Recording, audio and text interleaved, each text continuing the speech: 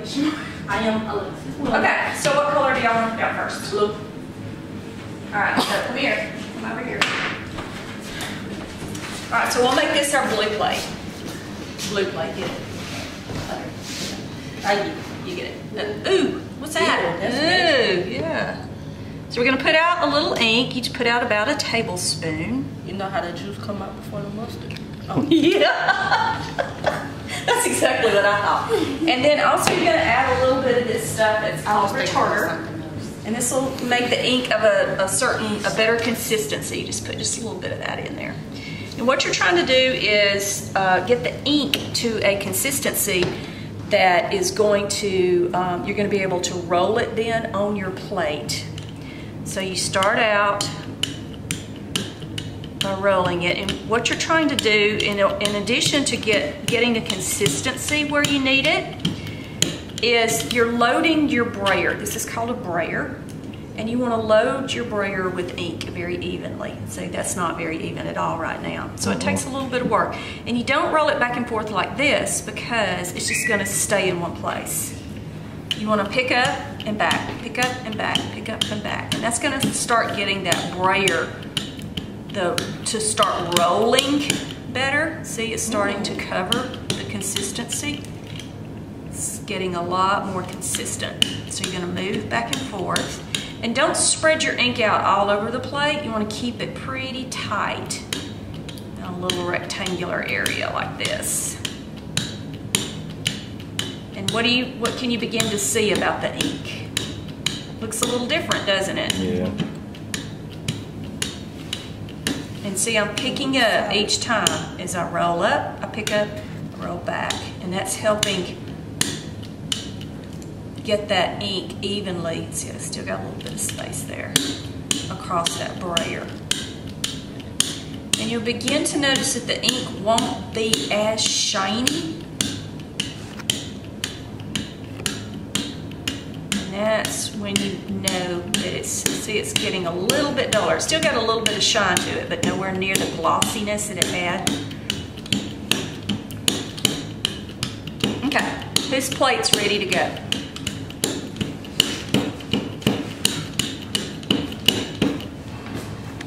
Okay, what we're gonna do, go ahead and lay your plate down.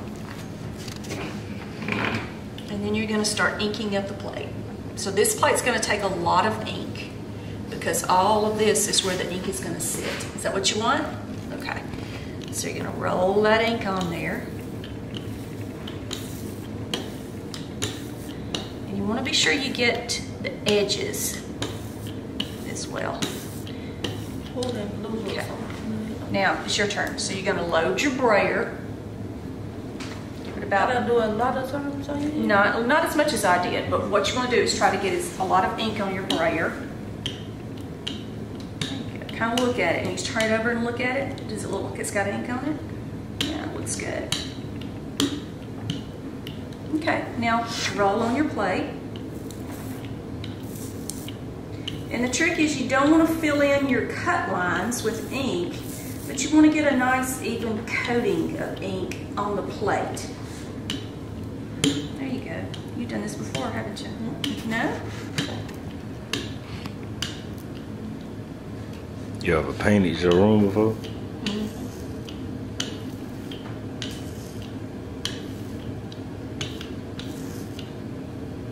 You missed a spot. So it looks like you could add a little bit more down in here, and then right over in here I didn't really get a whole lot, so I got a little bit more there. I need some more pigment.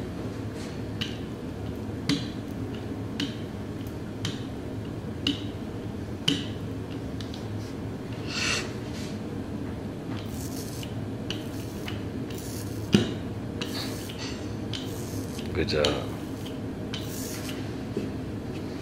I carved that. Okay. So it looks like it's pretty nice and loaded with ink. You might want to put just a little bit more here. I didn't put a whole lot down on those really.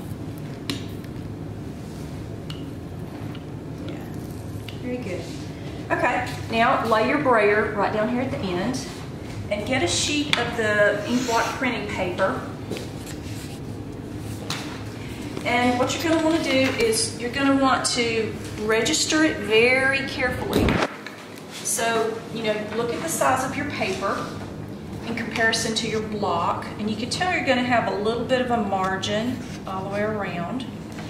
So you want to get that paper registered just right. How do I look, Nisha? Look pretty straight underneath there? Okay. And you're going to lay that paper on top.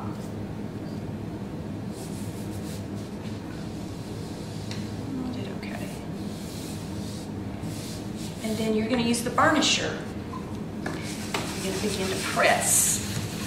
Let's start in the middle and work to the edges.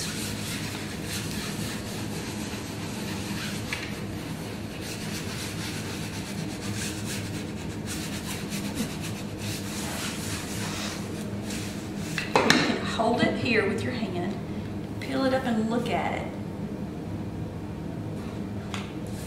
Decide, do I want to push a little bit more? And what you're doing right now is you're transferring that ink from your plate onto the paper.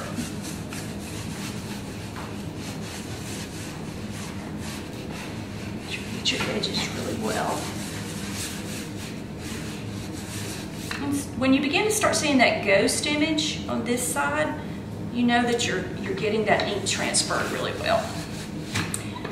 And then you want to hold it down here, and then what you do is called pulling your print. There's your print. Don't look so excited. I don't think I like it. You don't like it? What do you not like? How's it got this one? It's a little weird. Mm-hmm. You want me to keep it? What looks weird? Yeah, keep rolling. What looks weird to you? First of all, the type's backwards, isn't it? Because it's a negative process. It's gonna flip. Oh, that mean mine. No, you're tight. That's why I said stay away from type. That's why I told y'all not to do your names, because I knew this was going. But it's a good experiment. You know, it's good for it to happen. So another thing too is you just loaded your plate with ink, so it doesn't have a really. It takes several pulls, maybe 3 or 4 pulls, and inking your plate before you really begin to fill in all of the regular areas. But this is just part of the process. These are just proofs that you pull until you really get that plate loaded with ink. It just takes a little while. Yes, that's why you do more. Well, finally when you get your plate really nice and inked up, you'll start pulling really nice prints. Yeah, so goofy. You want to recarve your plate? No. No? Okay. I shouldn't have added words. Well, you learned something though, didn't you? And that's what's most important, that you learned something. Okay. I'm a bitch Tommy Brown. All right, so you want to keep inking and pulling? You got to pull 5. All right, so let's pull a couple more. You know how to do the ink now. Pull a few more. Okay.